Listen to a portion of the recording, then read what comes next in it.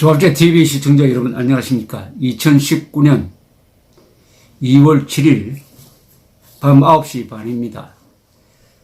2020년 총선거는 대한민국의 노선과 대한민국의 체제에 대한 결정을 국민들이 내리는 선거가 될 것입니다.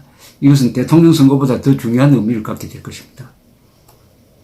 황교안 전 국무총리는 자유한국당이 압도적으로 승리해서 자유민주 체제를 지켜야 한다고 이야기를 했습니다. 압도적 승리라는 이야기를 했습니다. 압도적 승리는 과반수 또는 3분의 2쯤 되는 걸 의미하는 것인데, 저는 이게 과연 가능하겠느냐 하는 회의론에 대해서 저 나름대로 생각을 한 게 있습니다.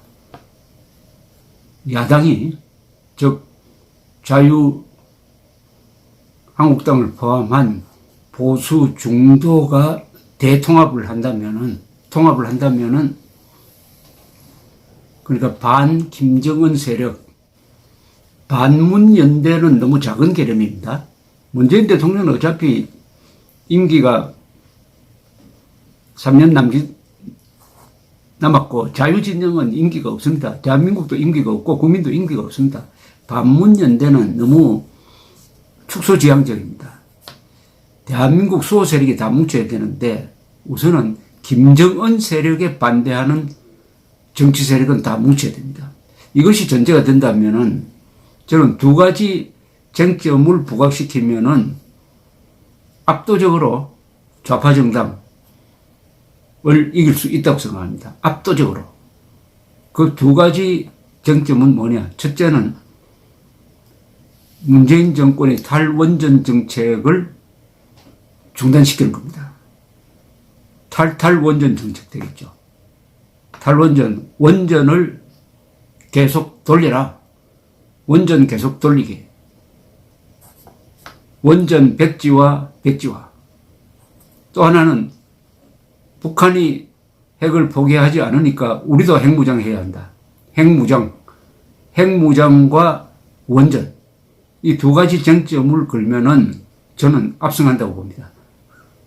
이 두 가지 쟁점을 유리하게 전개하려면은 물론 논리도 갖추고 지금부터 맹렬한 국민 각성 운동이 있어야 됩니다. 국민에게 진실을 전해주는 노력이 이 두 가지에 집중되어야 한다고 생각을 합니다. 왜냐하면은 원전을 계속 돌려야 하느냐라고 국민들에게 물으면은 지금 작년말 한국갤럽조사인데 70%가 찬성하고 있습니다. 70%가 원전 계속 돌려야 된다고 주장을 하고 있습니다. 70%입니다. 그리고 북한이 핵무장했으니까 우리도 핵무장해야 한다 라고 물으면은 이 역시 또한 70%의 지지가 나올 겁니다. 70%의 압도적 지지로 밀어붙이면 됩니다. 우선 이 원전 백지화는 출발부터가 너무나 허황된 거짓말로 출발을 했습니다. 2017년에 문재인 대통령이 느닷없이 그야말로 느닷없이 아무런 공론화 과정 거치지 않고 법적 절차 거치지 않고 느닷없이 한국의 원전은 위험하다 라고 한 뒤에 원전 백지화를 선언했습니다. 그 근거가 후쿠시마 원전 사고로 1,300명이나 죽었다. 한국의 원전도 위험한 지진대 위에 있다. 뭐 이런 식으로 이야기했는데 그거 다 거짓말이었습니다. 당시에 후쿠시마 원전으로 죽은 사람은 단 한 명도 없습니다. 방사능 유출로 죽은 사람 한 사람도 없습니다. 그 뒤에 그 안에서 노심 멜트다운에 대처하던 기술자 한 사람이 방사능 노출로 죽었지 일반인들은 단 한 사람도 죽지 않았습니다. 그리고 그 후쿠시마 원전보다 대한민국 원자력 발전소는 훨씬 튼튼하게 되어 있고 안전장치가 잘 되어 있고, 후쿠시마 원전 사고가 났던 2011년 3월 그런 지진과 그런 쓰나미가 와도 한국 원전 끄떡없습니다. 그런데 이렇게 해놓고는 작년 11월 체코에 가가지고는 한국 원전은 40년간 단 한 건의 사고도 없으니까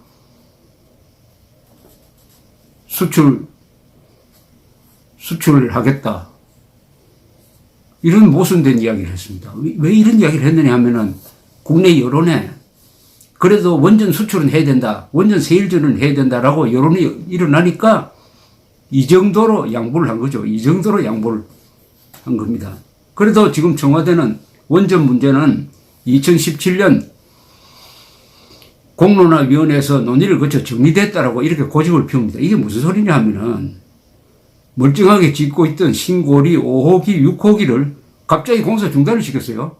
그러니까 반발이 일어나니까 공론위라는 것을 만들어 가지고 토론을 붙였더니 신고리 5호기, 6호기는 공사를 재개해야 한다는 결정이 났어요. 결정이 났습니다. 이때 이 공사 중단으로 1,000억 원을 손해를 봤습니다. 이 1,000억 원은 문재인 대통령 개인에게 정부가 구상권을 청구를 해야 됩니다. 괜히 말 한마디로 1,000억 원 날려버린 거 아닙니까? 그런데 이때 조사 항목에 이걸 슬쩍 끼워놨습니다. 원전 정책 방향을 묻는 질문을 슬쩍 끼워넣었는데 그것은 그냥 격가지로 들어간 거예요. 그것도 원전 축소 53%, 원전 유지 내지 확대가 45% 비슷비슷하게 나왔습니다. 그런데 청와대는 이때 이미 이 조사를 해가지고 결론을 냈다는 겁니다. 결론을 냈던 것들. 그때 조사한 여론조사소가 한국리서치예요. 근데 한국리서치가 원전 정책 방향에 대해서 여론조사한 자료가 있어요. 원전 축소에 찬성하느냐? 2015년 박근혜 정부 때는 축소가 14%밖에 되지 않았습니다. 근데 2017년에는 정부가 이렇게 드라이브를 하니까 그때는 53%였어요.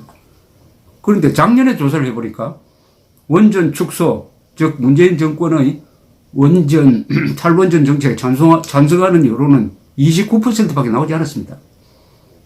이 여론조사소의 데이터만 가지고도 한국의 다수 국민들이 원전 축소에 반대한다, 탈원전에 반대한다는 것이 확실합니다. 그런데 한국갤럽조사가 우리나라에서 원전을 이용하는 것에 대한 찬성이 70%로 나타났고, 더구나 이 선거의 승부처는 수도권입니다. 수도권에서도 원전 찬성이 71%나 됩니다. 그렇다면은 자유한국당이 지금부터 총선 너희 가장 큰 쟁점으로 원전이다. 원전 축소에 찬성하는 사람은 더불어민주당 찍어라. 그러나 원전 축소에 반대하는 사람은 우리를 찍어라. 라고 지금부터 이슈를 선점해야 됩니다. 지금부터 그 주장을 하고 나와야 됩니다. 지금 신한울 3, 4호기 건설 재개를 위한 지금 서명운동이 벌어지고 있는데 이것도 모노리서치란 연구소에서 여론조사소에서 해보니까 신한울 3, 4호기 건설 재개해야 된다가 82%입니다. 82%. 이 정도의 압도적 지지가 있는 이슈를 자유한국당이 놓치면 안 되죠. 또 북한이 어차피 핵 폐기하지 않습니다. 1년 사이에 북한의 핵 보유국은 기정사실화 될 것이고, 그 다음에 국민들은 우리는 그럼 어떻게 되는 거냐? 문재인 대통령 말을 믿었는데 결국 우리가 속았다. 그러면 우리는 핵무기도 없고 주한미군 철수 이야기도 나오고 핵우산까지 걷어간다는 이야기가 나오는데 우리는 그러면은 핵무장한 김정은 앞에서 종로로 돼야 되느냐 하는 이런 여론이 들끓게 될 것이 분명합니다. 그러니까 지금부터 자유한국당은 핵무장 선택 정책을 해야 됩니다. 핵무장론, 뉴클리어 옵션이라고 하죠.